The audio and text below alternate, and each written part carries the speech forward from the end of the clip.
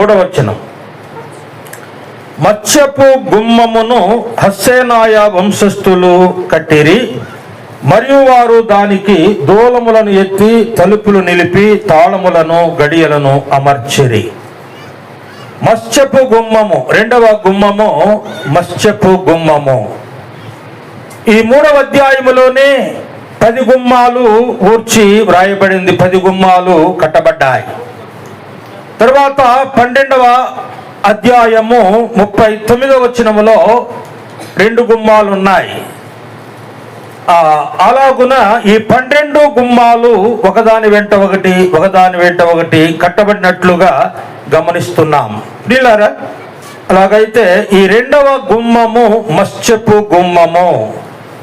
మత్స్యపు గుమ్మం అంటే చేపల గుమ్మం. చేపలు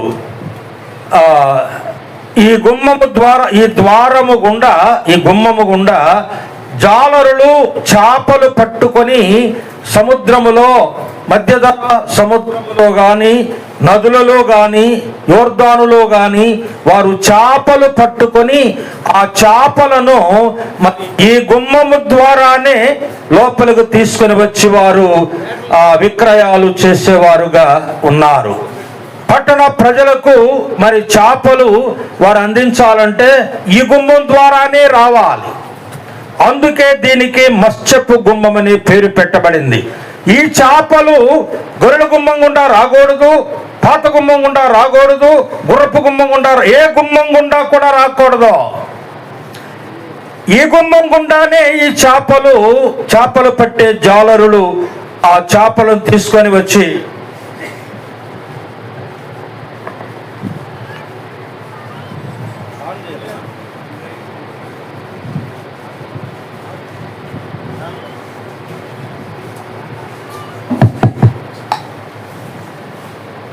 చేపలు విక్రయాలు జరిగిస్తూ ఉంటారు.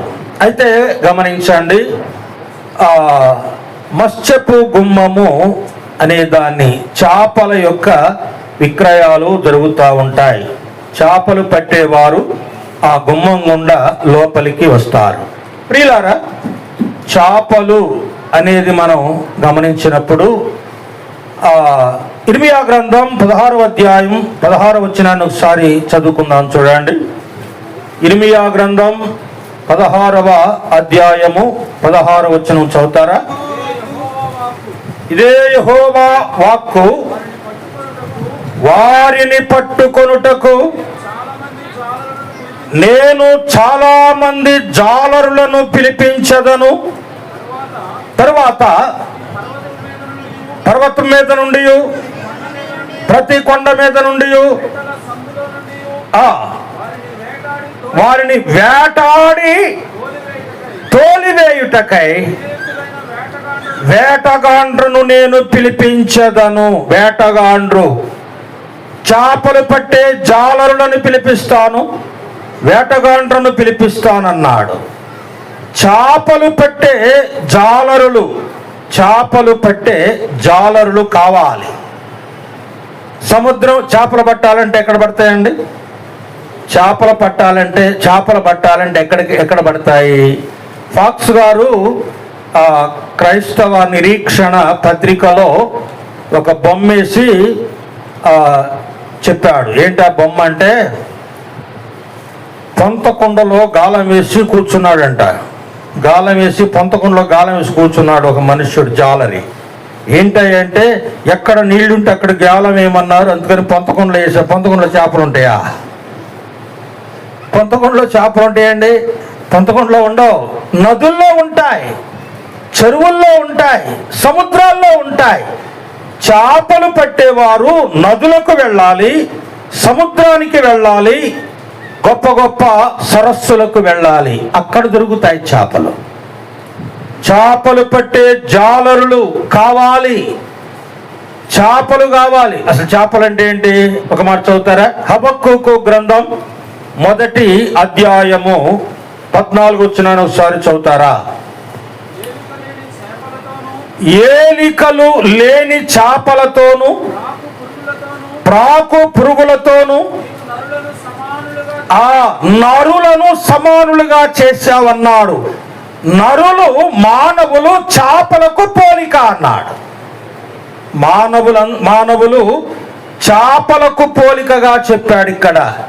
అయితే చేపలు పట్టే జాలర్లు కావాలి, చేపలు పట్టే జాలర్లు కావాలి, వారిని నేను పంపుతానని ప్రవక్త అయిన ఇర్మియా ద్వారా దేవుడైన యెహోవా సెలవిస్తున్నాడు. అదే మత్తయి సువార్త 4వ అధ్యాయం 19వ వచనం కూడా చూడండి. మత్తయి సువార్త 4వ అధ్యాయం 19వ వచనాన్ని చదువుకుందాం. ఆయన నా వెంబడి రండి, నేను మిమ్మును మనుషులను పట్టు జాలర్లుగా చేస్తాను అన్నాడు. ఎవరండి వీరు? ఎవరు వీరు? యోహాను, యాకోబులు, పేతురు, అంద్రేయులు. వారు సముద్రములో చేపలు పట్టుకుంటున్నారు, వలలు బాగు చేసుకుంటా ఉన్నారు. తన తండ్రి యొద్ద వారు చేపలు వలలు బాగు చేసుకుంటా ఉంటే చేపలు పట్టే జాలర్లు వాళ్ళు. ప్రభు వారి దగ్గరికి వెళ్ళన్నాడు, మీరు నా వెంబడి రండి, నేను మిమ్మల్ని మనుషులను పట్టే జాలర్లుగా చేస్తానన్నాడు. మనుషులను పట్టే జాలర్లు. ఎవరి జాలర్లు? ప్రభు శిష్యులు, వారే అపోస్తలులు, వారే సువార్తికులు, వారే సేవకులు. దేవునికి వారు కావాలి, చేపలు పట్టేవారు కావాలి, జాలర్లు కావాలి, మనుషులను పట్టే జాలర్లు కావాలి. మనుషులు పట్టాలి, జాలర్లు కావాలి. పిల్లరా, ఉన్నారా మీ గ్రామంలో జాలర్లు? ఉన్నారా మీ సంఘంలో జాలరులు? ఉన్నారా మీ సమాజంలో జాలరులు? జాలర్లు కావాలి. సంఘములో నుండి జాలర్లు బయటికి వెళ్ళాలి. చూడండి, జాలరులు సువార్త సేవ చేసే సేవకులకు సూచన, సువార్త ప్రకటించే వారికి సూచన. అలాగైతే ఎవరున్నారు? సోదరుడా, సోదరి, నీ ఒక జాలరిగా ఉండగలవా? సహోదరి, నీ ఒక జాలరిగా ఉండగలవా? ఒక్క ఆత్మనైనా పట్టుకోవడానికి ప్రయత్నం చేయగలవా? వ్యక్తిగతంగా ఒక ఆత్మనైనా దర్శించి సువార్త ప్రకటించి ప్రభు కొరకు సంపాదించగలవా? జాలరులు కావాలి. వల భుజం మీద వేసుకొని చెరువుల దగ్గరకు వెళ్ళాలి, కాలువ దగ్గరికి వెళ్ళాలి, నదుల దగ్గరకు వెళ్ళాలి, ప్రయాసపడాలి, కష్టపడాలి. చూడండి, జాలరులుగా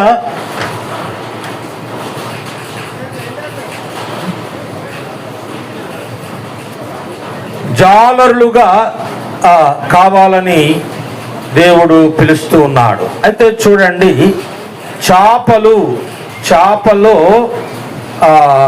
చేపల్లో కొన్ని లక్షణాలు ఉన్నాయి. చేపల్లో కొన్ని లక్షణాలు మనం నేర్చుకోవాలి.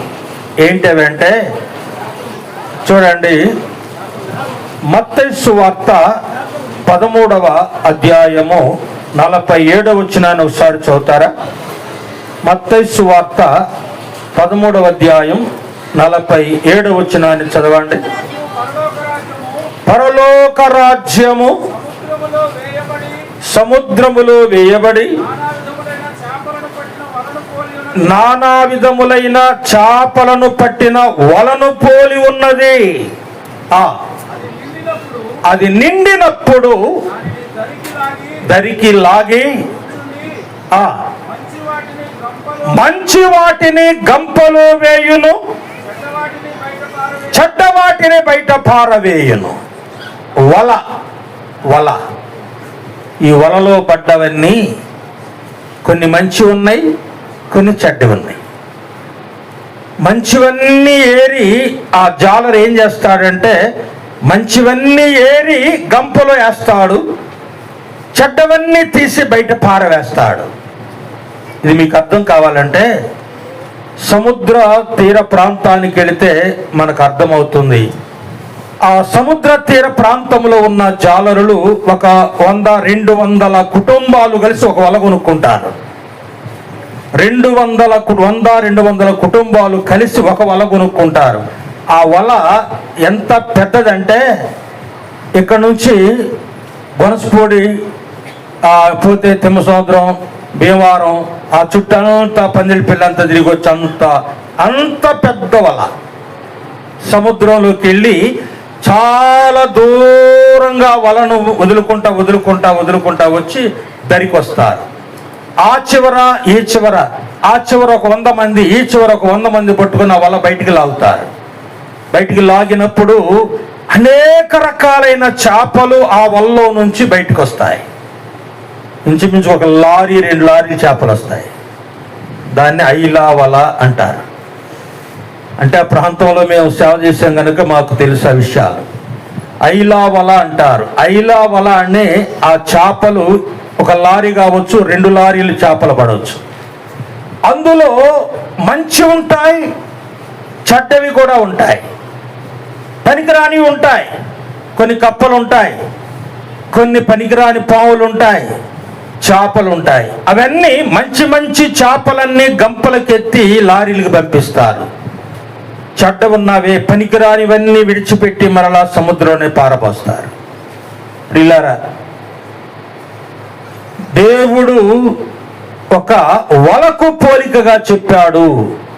సంఘములో అనేక రకాల మంది మనుషులు ఉండవచ్చు. ఈ సంఘంలో, స్థానిక సంఘంలో అనేక రకాల వారు ఉండవచ్చు. నమ్మినోళ్ళు ఉంటారు, నమ్మనోళ్ళు ఉంటారు, ఆత్మ సంబంధులు ఉంటారు, శరీర సంబంధులు ఉంటారు, ప్రకృతి సంబంధులు ఉంటారు. అందరూ పరలోకం వెళతారనేది నమ్మకం లేదు. స్థానిక సంఘములో ఉన్న వారందరూ పరలోకం పారు. దేవుని మందిరములో, చర్చిలో ఉన్న వారందరూ పరలోకం పారు. ఎవరైతే ప్రభునందు విశ్వాసం ఉంచి రక్షణ పొంది దేవుని బిడ్డగా అంగీకరించబడి, తీర్చబడి, పాప క్షమాపణ పొంది క్రీస్తు రక్తములో కడగబడిన వారు మాత్రమే పరలోకానికి చేరతారు. గంపలో చేరిన వారే పరలోకానికి వెళతారు. గుంపులో ఉన్నవారు నరకానికి వెళ్ళిపోతారు. ఎక్కడున్నావో నాకు తెలియదు. గంపలో ఉన్నావో, గుంపులో ఉన్నావో, విడిచిపెట్టబడిన గుంపులో ఉన్నావా, పరలోకమునకు చేర్చబడిన గంపలో ఉన్నావో అది నీకే తెలియాలి. లేవియాకాండం 11వ అధ్యాయం 9వ వచనం ఒకసారి చదవండి. లేవియాకాండం 11వ అధ్యాయము 9వ వచనం. జలచరములన్నిటి, మైకి పెట్టుకోండి, మా సరిగిన పట్ల. ఆ జలచరములు అన్నిటిలో వీటిని తినవచ్చును. సముద్రములోనేమి, నదులలోనేమి, ఏ నీళ్లలోనేమి ఏటికి రెక్కలు పొలుసులు ఉండునో వాటిని తినవచ్చును. చేపలకి ఏముండాలి? రెక్కలు పొలుసులు ఉండాలి. అవి పవిత్రమైనవి. రెక్కలు పొలుసులు లేనివి తినొద్దన్నాడు. రెక్కలు పొలుసులు లేనివి తినొద్దన్నాడు. కొన్ని చేపలకు పొలుసు ఉండదు, మరి అటు తినొచ్చా? తినకూడదు అంటున్నాడు. కొన్ని చేపలకు రెక్కలు ఉండవు. ఒక రెక్క తల దగ్గర ఆ పక్క ఈ పక్క ఉంటుంది, కానీ పక్క రెక్కలు ఉండవు, తోక తప్ప. మరి దాన్ని తినొచ్చా? తినకూడదు, విహేయము అన్నాడు. పొలుసులు, రెక్కలు ఉన్నవే మీకు పవిత్రమైనవి అని చెప్పాడు. అవి తినవచ్చును, అవి పవిత్రమైనవి అని చెప్పాడు. రెక్కలు, పొలుసులు. చూడండి, పొలుసు ఉన్న చేప అర్థం ఏంటంటే, పొలుసు అంటే దాని చర్మాన్ని అది కప్పుకుంటుంది. పొలుసు, పెద్ద పెద్ద పొలుసులు ఆ చర్మాన్ని కప్పేసుకొని ఉంటాయి, తన దేహాన్ని కప్పుకొని ఉంటాయి పొలుసులు. అవి మీకు పవిత్రం అన్నాడు. వాటికి రెక్కలు ఉంటాయి, అవి మీకు పవిత్రము అన్నాడు. వాటిని తినవచ్చు అన్నాడు. పొలుసులు అనేవి తమ దేహమును కప్పుకునేవిగా చూస్తూ ఉన్నాం. ప్రియులారా, ఈ చేపలు ఎవరు? మనమే. మంచి చేపలు మనమే. మంచి చేపలుగా పిలువబడేది మనమే. దేవుని పిల్లలే, విశ్వాసులే, పరిశుద్ధులే. మంచి చేపలుగా, పవిత్రమైన, తినదగిన, ఆ దేవుడు సెలవిచ్చిన ఆ చేపలు మనమే. అయితే పొలుసున్న చేపలు మనమే. పొలుసు ఉండాలి. పొలుసు అనేది తమ తమ దేహములను కప్పుకునేవిగా, కాపాడుకునేవిగా ఇక్కడ మనం చూస్తూ ఉన్నాం. యోహాను మొదటి పత్రిక 5వ అధ్యాయం 18వ వచనం చదవండి. యోహాను మొదటి పత్రిక 5వ అధ్యాయం 18వ వచనం చదవండి.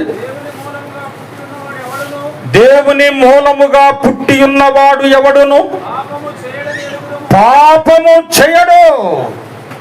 నిజంగా నీవు దేవుని మూలముగా పుట్టి ఉంటే, నిజమైన మారు మనస్సు రక్షణ అనుభవం కలిగి ఉంటే, విశ్వాసము గలవాడవై ఉంటే, దేవుని బిడ్డగా తీర్చబడి, ఆత్మచేత ముద్రించబడి, ఆత్మచేత నడిపింపబడి ఉంటే నువ్వు పాపము చేయవు, చేయజాలవు. దేవుని మూలముగా పుట్టినవాడు తన్ను తాను కాపాడుకొనును. అది నువ్వు దేవుని మూలంగా పుట్టావనే దానికి రుజువదే. ఈ చాప తన పొలుసుతో తన దేహాన్ని ఎలా కాపాడుకుంటూ భద్రపరుచుకుంటూ ఉన్నదో, నీవు నీ జీవితాన్ని పవిత్రంగా పరిమళంగా కాపాడుకునే దానవుగా ఉంటావు, కాపాడుకునేవాడుగా ఉంటావు. కాపాడుకోవాలి, పవిత్రంగా నిన్ను నీవు కాపాడుకోవాలి. ఏమాత్రము మలిన పడకుండా, ఏమాత్రము పాపపు జోలికి వెళ్లకుండా, ఏమాత్రము దేవునికి విరోధమైన పని చేయకుండా నిన్ను నీవు నీ విశ్వాసాన్ని కాపాడుకోవాలి. పౌలన్నాడు, మంచి పోరాటము పోరాడి తిని, నా పరుగు కడముట్టించి తిని, నా విశ్వాసము కాపాడుకొంటిని. అదే కదా అండి విశ్వాసే. నీ విశ్వాసాన్ని కాపాడుకో, నీ సాక్ష్యాన్ని కాపాడుకో, నీ జీవితాన్ని పరిమళంగా ఉంచుకో. అదే ప్రభు కోరుకునేది. చూడండి, తెస్సలోనికయ మొదటి పత్రిక 4వ అధ్యాయం 3వ వచనం. తెస్సలోనికయ మొదటి పత్రిక 4వ అధ్యాయం 3వ వచనం. పరిశుద్ధులగుటయే అనగా జారత్వమునకు దూరముగా ఉండుటయే దేవుని చిత్తము. మీలో ప్రతి వాడును దేవుని ఎరుగని అన్య జనుల వలె కాక, చూడండి, దేవుని ఎరగని అన్య జనుల వలె కామాభిలాష యందు కాక, పరిశుద్ధత యందును ఘనత యందును తమ తమ ఘటములను కాపాడుకోవాలి. ఘటం అంటే కుండ. ఘటం అంటే కుండ. కుండను ఎంత జాగ్రత్తగా కాపాడుకుంటామండి. కుండ నిండా నీళ్లు పోసి మన బిందెలు పట్టుకున్నట్టు మూతి పట్టుకొని పైకి లేపితే ఏమైంది? మూతి ఊడొచ్చుద్ది. అదే కదా. కనుక అలా కాదు, ఘటమును బహు జాగ్రత్తగా చిన్నగా నేల మీద పెడతాం. ఆ 2 చేతులు అడుగులు పెట్టి పైకి లేపి వేరే చోట పెడతాం.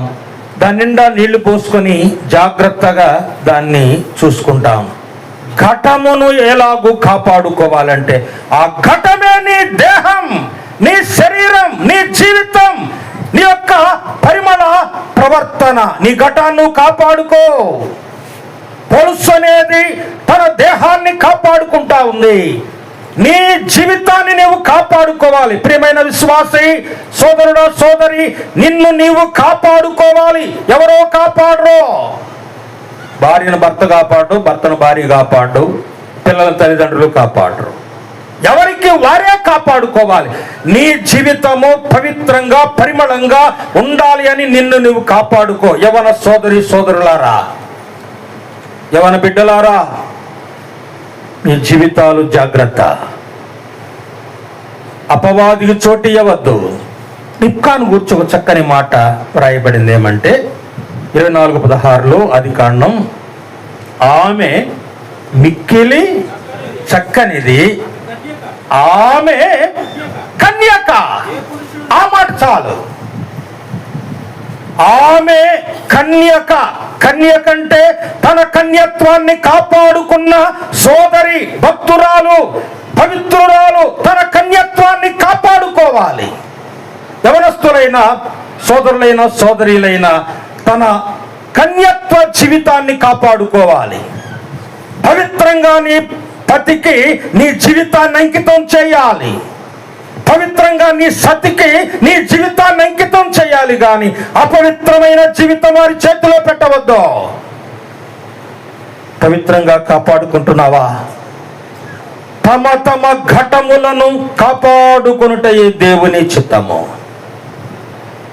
పొలుసు అనేది పవిత్రతను, భద్రతను చూపిస్తా ఉంది.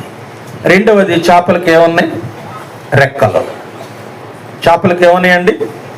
రెక్కలు. ఈ రెక్కలు దేనికి సూచన అంటే, రెక్కలు లేకపోతే నీటి ప్రవాహంలో కొట్టుకొని పోతా ఉంటాయి. రెక్కలు లేనివి ఎదురేదలేవు. ప్రవాహానికి ఎదురీదేది రెక్కలతోనే. ఎంత ప్రవాహమైన చెంగు చెంగున ఎగురుకుంటూ ఎదురెదుకుంటూ వెళ్ళిపోద్ది చేప. అది రెక్కల బలం, రెక్కల సామర్థ్యం. ఆ రెక్కలుంటేనే ప్రవాహానికి ఎదురెదుతుంది. నీకు రెక్కలున్నాయా? నీకు రెక్కలున్నవా? చూడండి, రోమాపత్రిక 12వ అధ్యాయం 2వ వచనం చదువుతారా? రోమాపత్రిక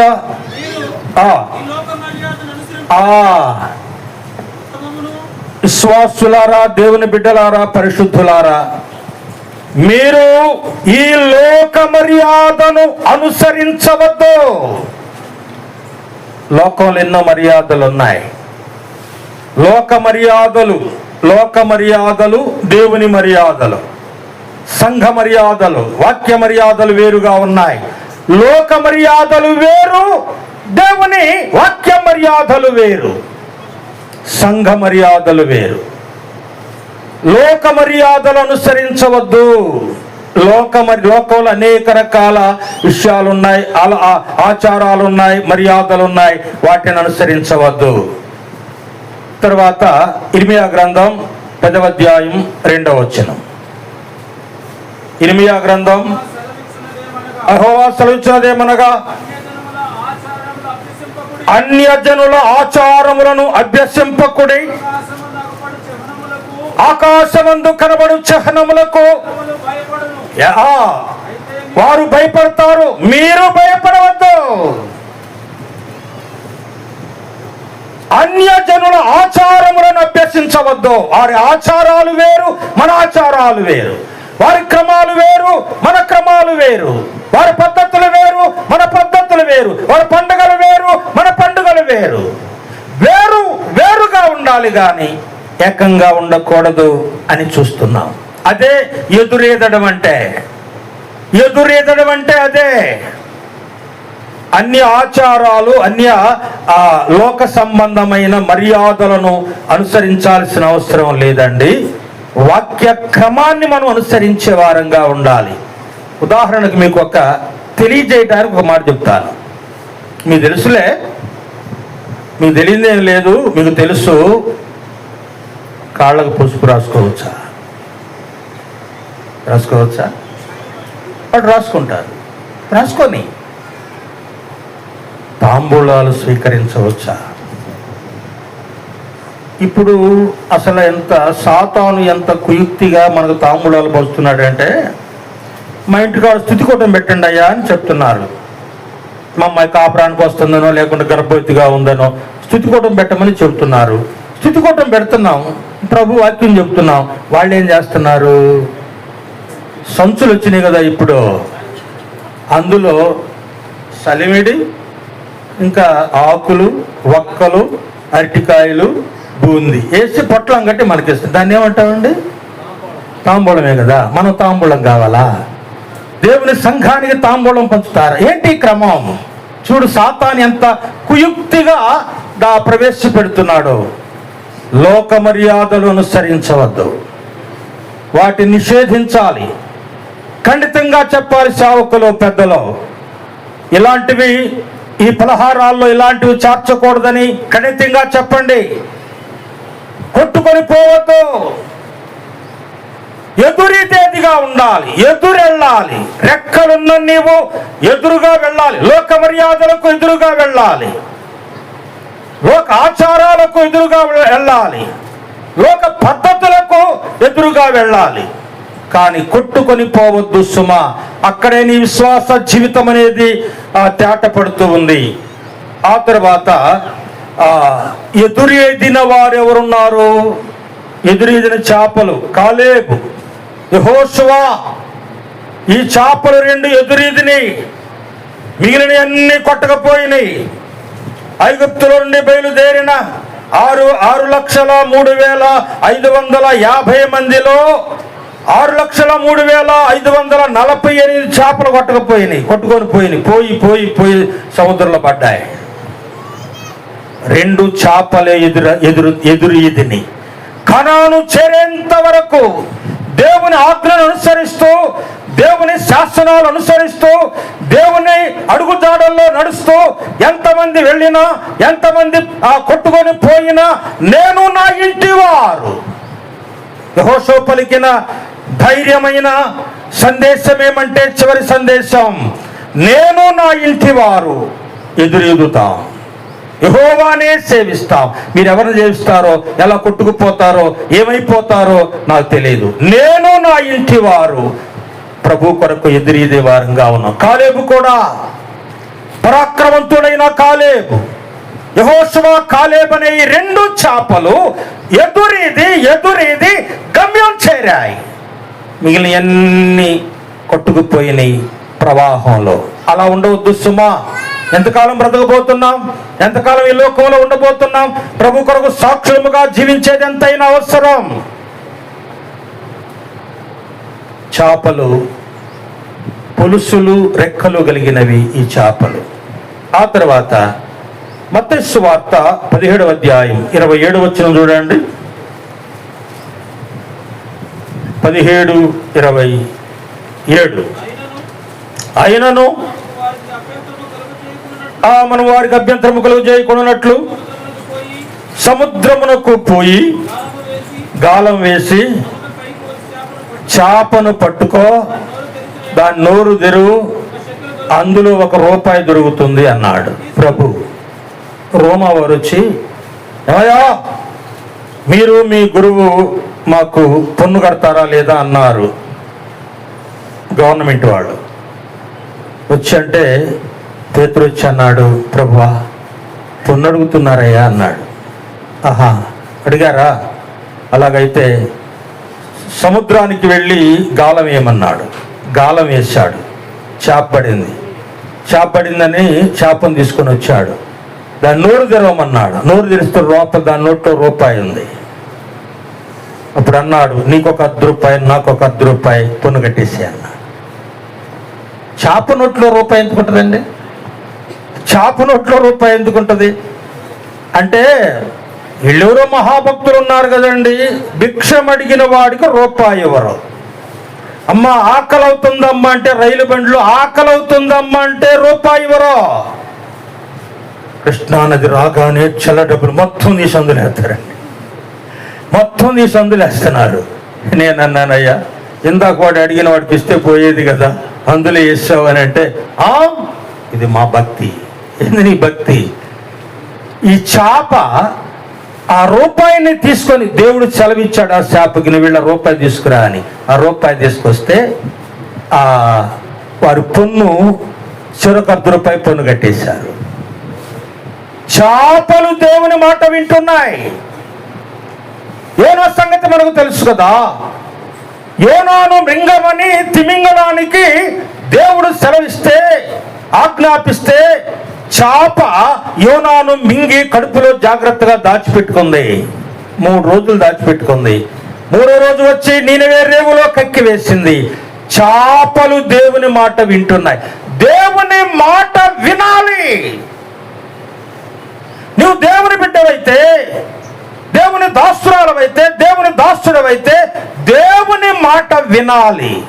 దేవుని మాట వినకపోతే నువ్వు ఎన్ని పూజలు చేసినా, ఎంత ఆరాధన చేసినా, ఎంత సేవ చేసినా, ఎంత పరిచయం చేసినా అదంతా వ్యర్థమే. అక్రమము చేయువారలారా నేను మిమ్మల్ని ఎన్నడూ ఎరుగను, నా యొద్ద నుండి పొండి ఉంటాడు ఆయన మాట వినకపోతే. ఆయన మాట వింటే, ఆయన ఆజ్ఞ చొప్పున నడుచుకుంటే బండ మీద తన ఇల్లు కట్టిన బుద్ధిమంతుని పోలి ఉన్నాడు. ఆయన మాట వినుట శ్రేష్టం. సౌలు ఏం చేశాడు?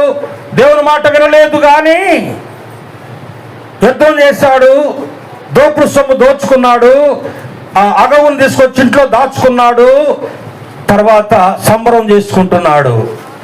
సమూయేలు వచ్చి అడిగితే ఏమన్నాడు? నేను దేవుని మాట చొప్పున చేశాను, ఆయన మాట ప్రకారమే నడిచాను, ఆయన చేయమన్నదే చేశానన్నాడు. అలాగైతే నిన్ను కూర్చ నాకు వినబడుతున్న ఆ ఎడ్ల రంకెలు గొర్రెల అరుపులు ఎక్కడివి? నీవుకు వినబడలేదేమో. నీ సంగతులు, నీ రహస్య పాపాలు, నీవెవరికి కనపడకుండా చేసిన నీ రహస్య పాపాలు ఒకవేళ నీకు తెలియకపోవచ్చు ఏమో, కానీ లోకము దాన్ని చాటిస్తా ఉంది. ఫలానా వ్యక్తిలో ఈ లోపం ఉన్నదని లోకములో కేకలు వినబడుతూ ఉన్నాయి. ఆ ఎడ్ల రంకెలు గొర్రెల అరుపులు నిన్ను గూర్చి వినబడుతున్నాయి. జాగ్రత్త సుమా.